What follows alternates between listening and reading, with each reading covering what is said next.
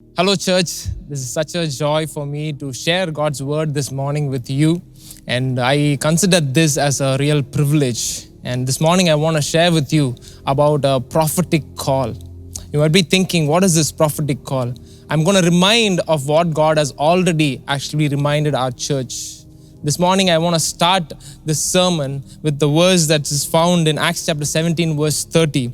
Acts chapter 17 verse 30 says, "In the past, God overlooked such ignorance, but now he commends all people everywhere to repent." This is found actually in the book of Acts when Paul is in Athens, and when he is preaching to the people in Athens, he actually brings this word and says that in the past, God overlooked such ignorance. In the past, God overlooked. When people went away from God, when people desired to do things that is not pleasing for God, when they said they want to have their own way, God allowed such ignorance. But he says, after Christ, now he commands all people to repent everywhere. In other translation, it says, he calls all nations to repent.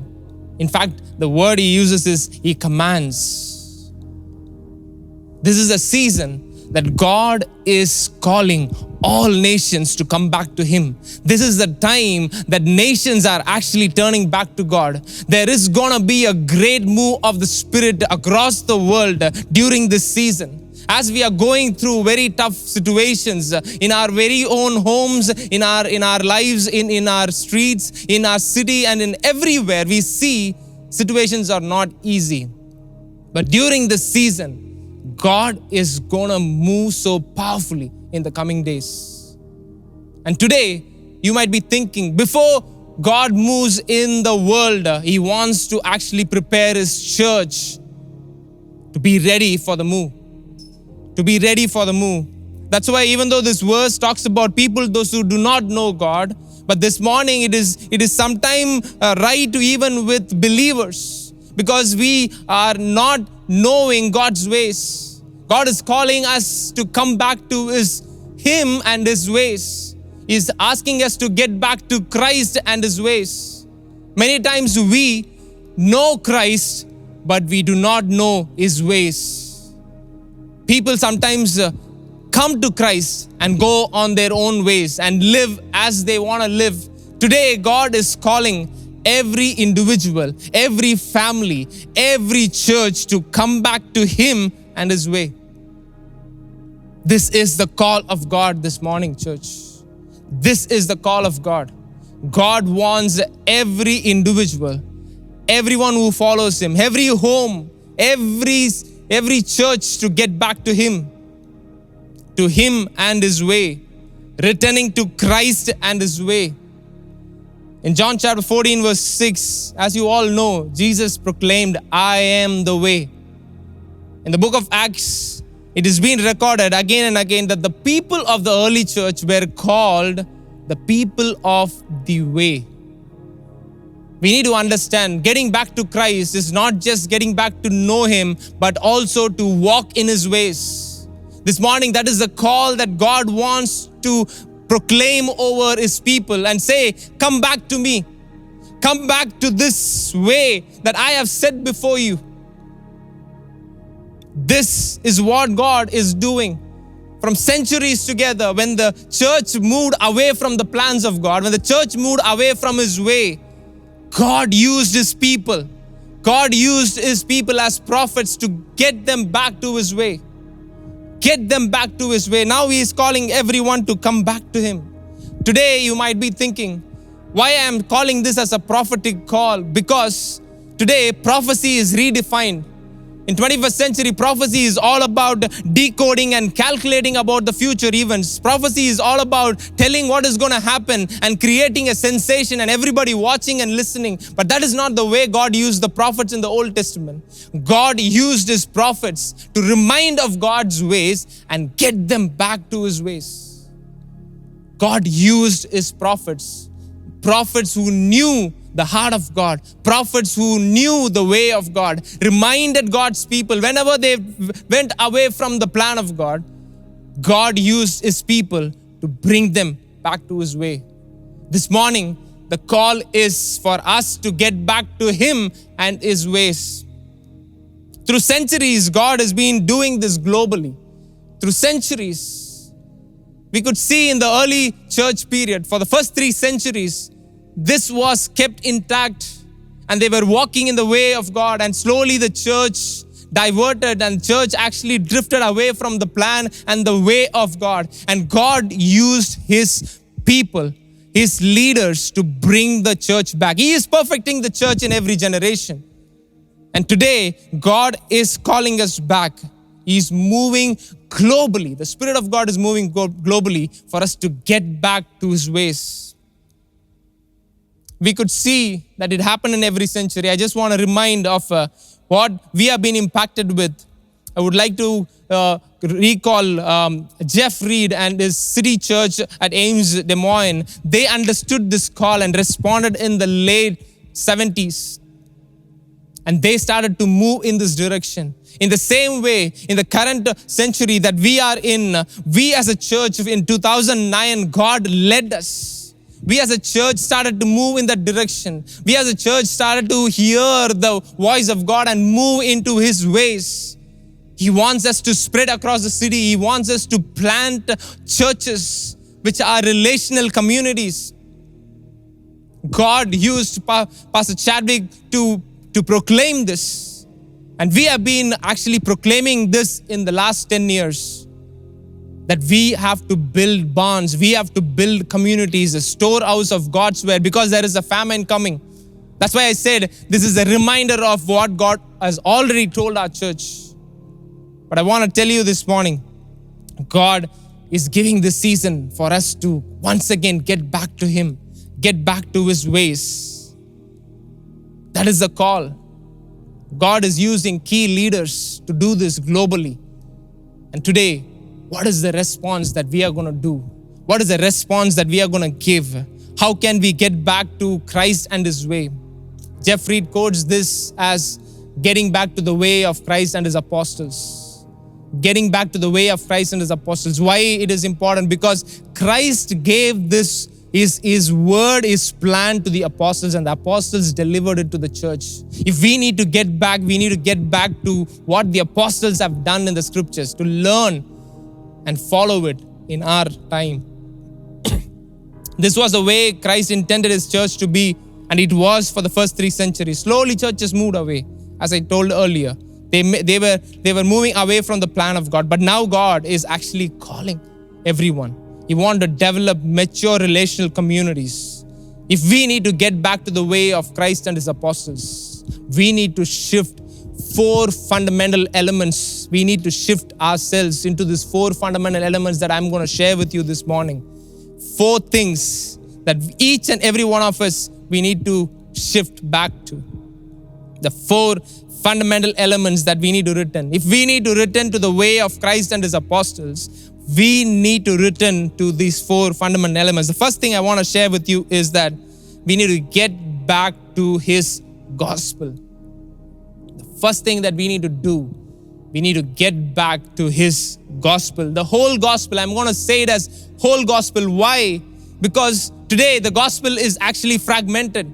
People fragment the parts of the truth and proclaim that. But when we go to the scriptures, the good news that Jesus gave is that Jesus came into this world to show the way back to the Father. He wants to restore the relationship that we lost. He wants to set us free from the bondage of sin and death. He wants to pay the price for that redemption so that we can go back to the Father. And that is the good news that Jesus gave. And in this good news, there are 2 elements that it is actually twofold. It is called as the kerygma and the didache. There are 2 folds of this whole gospel. The kerygma is the proclamation of the gospel, meaning the way to salvation, how one can be saved. The second part is called the didache, meaning the teachings of Jesus Christ. It is like how one has to work out your salvation, how one needs to live once you are saved. Twofold, kerygma, didache. How one can come back to God and how one should live once you have come back to God. That's why I said knowing him and walking in his ways.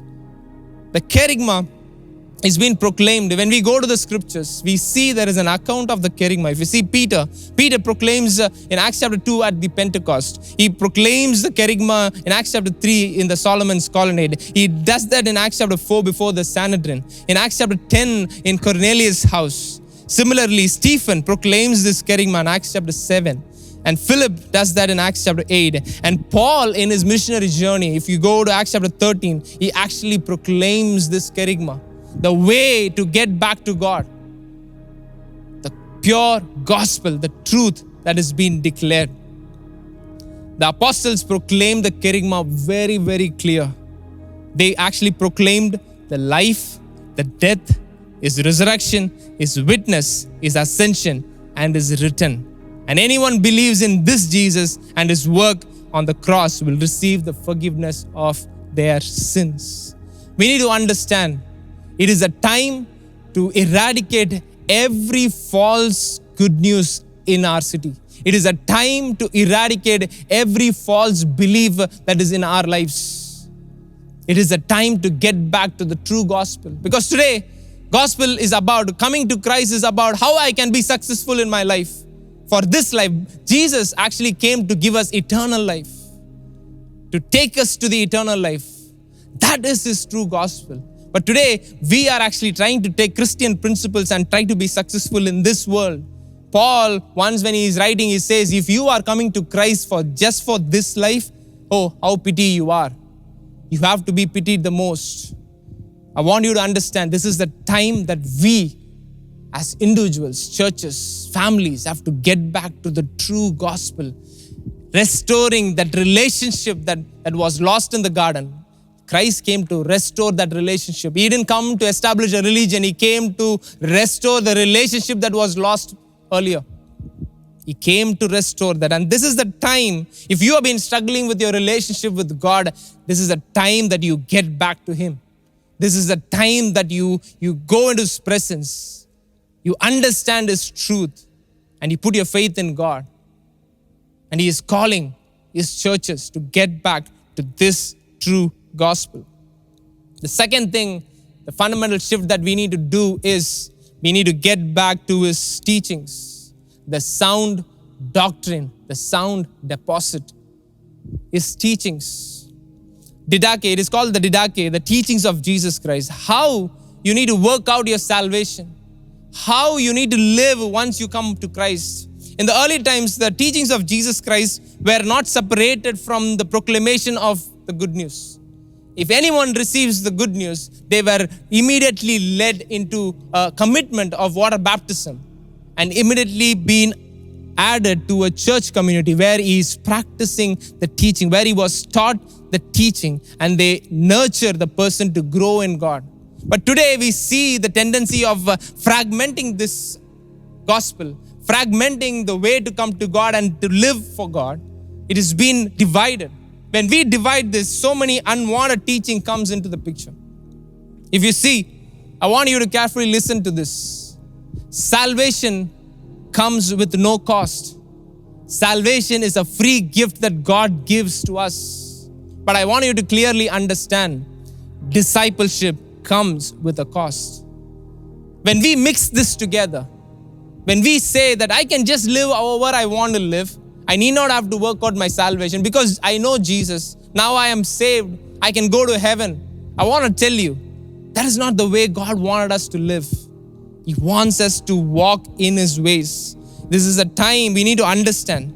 If you take the accounts of the gospel in Matthew chapter 5, 6, and 7, Jesus clearly teaches the people. He teaches the crowd. He teaches sometimes with his disciples. He's explaining to them.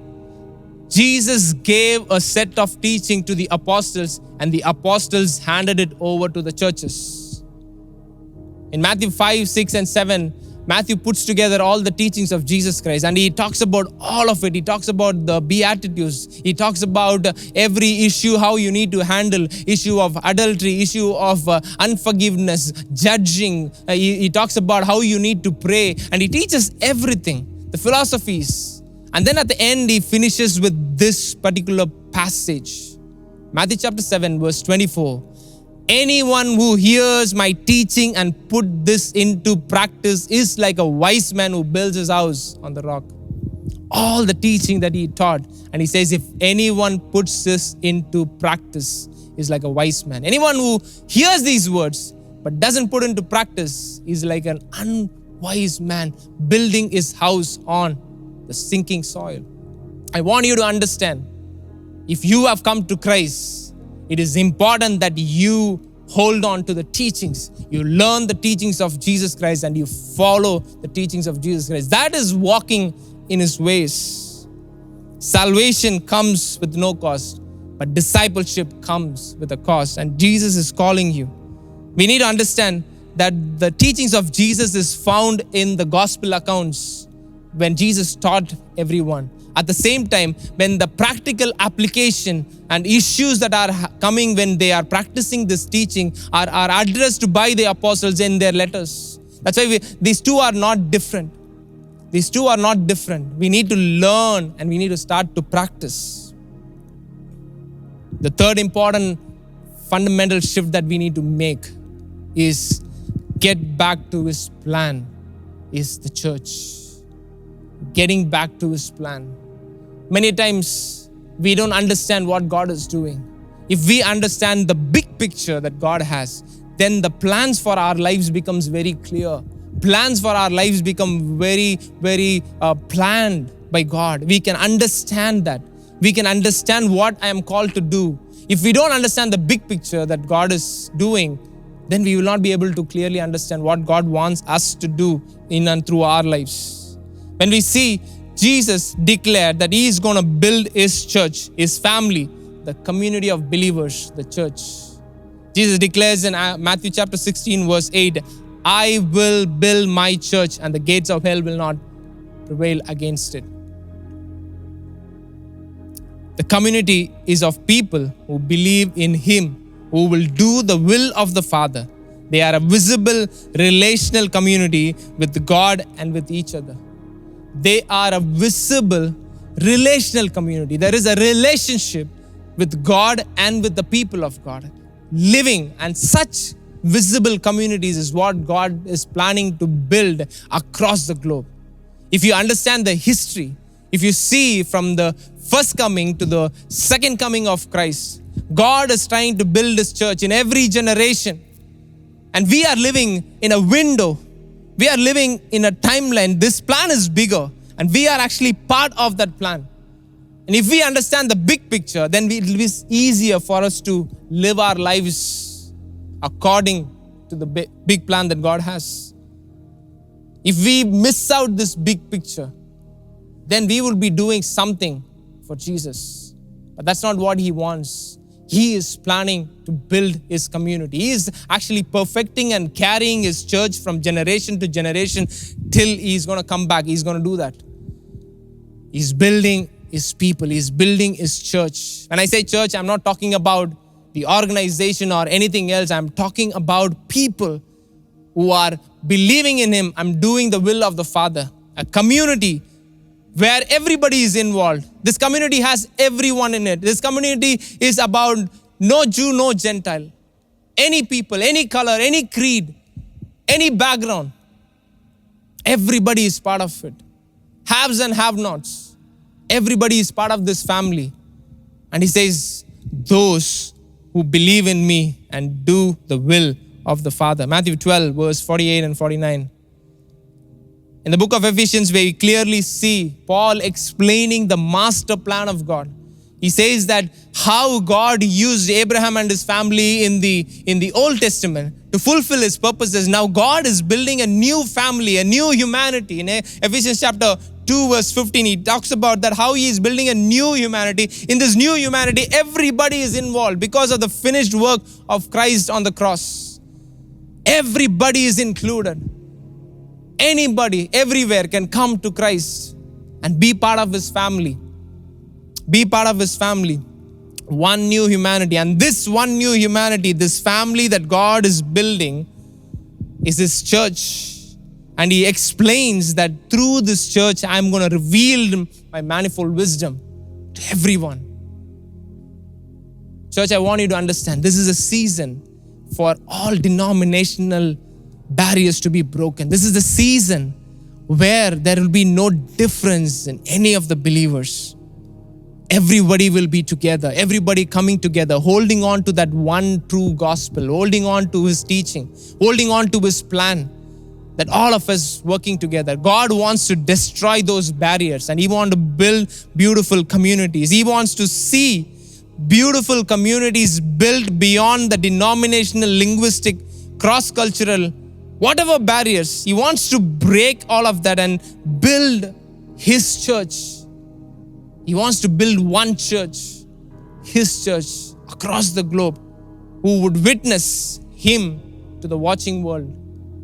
And that's what God wants us to do. God wants us to get back and be part of a community. God wants us to build such communities for him. That is his desire. That is his desire. All through scriptures, he explains about how he desires to dwell with his people. Not people who do not know each other, but people who know each other as a family, as a community. Church, I want you to think about it this morning. This is the season to get back to God. This is the season to get back to his plan. The fourth fundamental element that I want to share is that we need to get back to his mission, the Great Commission. We need to get back to his mission, the Great Commission. If we need to understand the Great Commission, if we need to get a good grasp of this Great Commission, then we need to go to the book of Acts to see how the apostles actually took this gospel and went into every nation and they proclaimed the good news and how they actually fulfilled the plan of God. Jesus sent them to plant, establish, and multiply churches everywhere. And he says, go into the ends of the earth. Take this good news.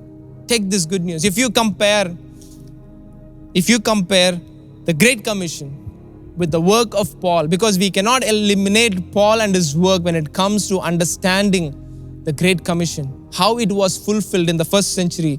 And by the grace of God, it has been recorded in the book of Acts about in chapter 13 and 14, how Paul went about doing this. It's exactly what Jesus proclaimed in Matthew chapter 28 when he gave the Great Commission.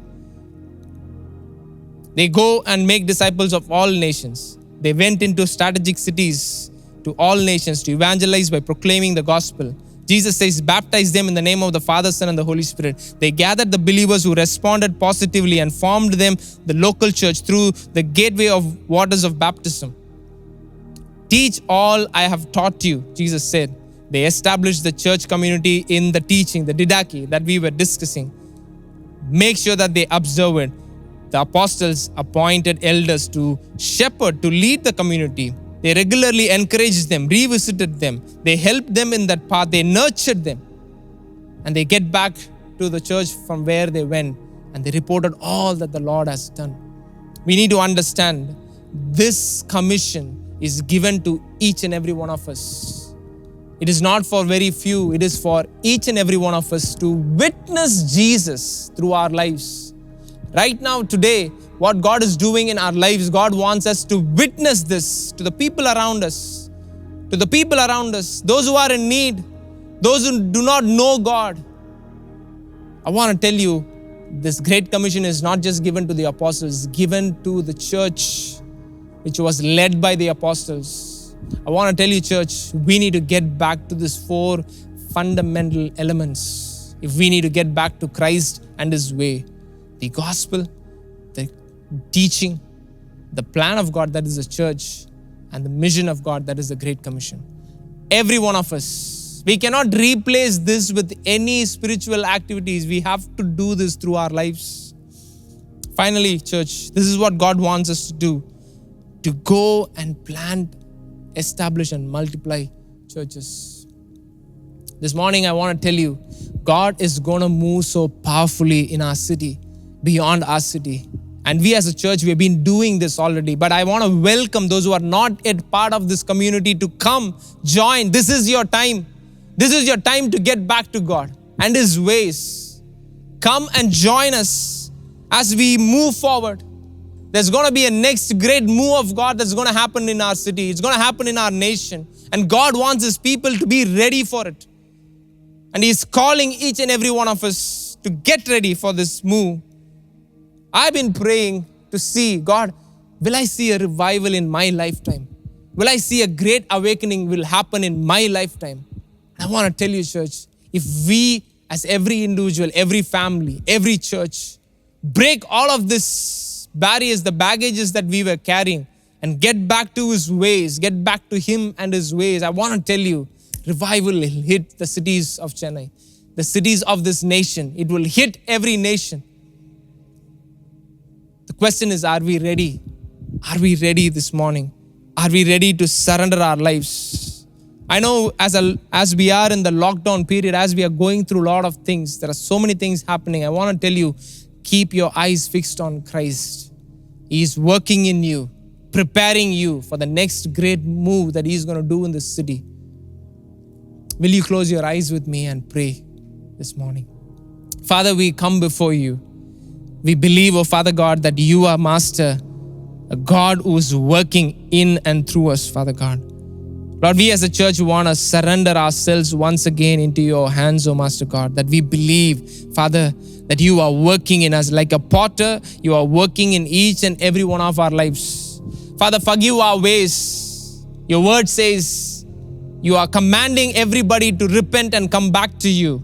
This morning we repent, oh Father God. This morning we, Master, ask of your forgiveness, that you would forgive the practices of our lives, oh Father. You would forgive, oh Master, the practices of our homes. You would forgive the practices of our churches, that you would bring us back together. You would, Father, Master Lord, bring everybody together. You would, Father Lord, work in our lives, oh Father God. We want to be part of your great plan, oh Master God.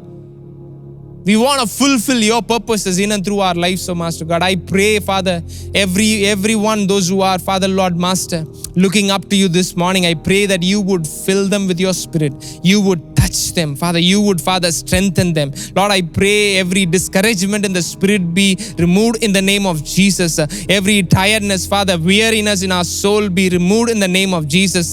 Let there be a renewal of your Spirit, oh Father God. Even as we are bound, oh Father God, in between four walls, also, Master, sometimes it's tough to move on. It's tough to think about many things. Worried about the future. But Lord, we know your plans, oh Father Lord, will never be thwarted. That's what your word says, Father God. Your plans are still to prosper us. Your plans are still, oh Father, to give you a hope and a future. We believe in that, oh Master God. We are waiting. When you move, we want to move, oh Father God. When you, Father Lord, Master, Father, I want to fulfill your purposes in our nation, in our city. We pray that you would use us. Father, we pray many would come, oh Father, and know you. And they would, oh Father, Lord, Master, walk in your ways, oh Father God.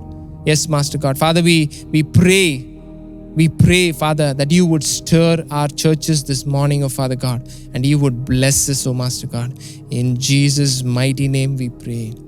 Amen. Amen. May God bless you.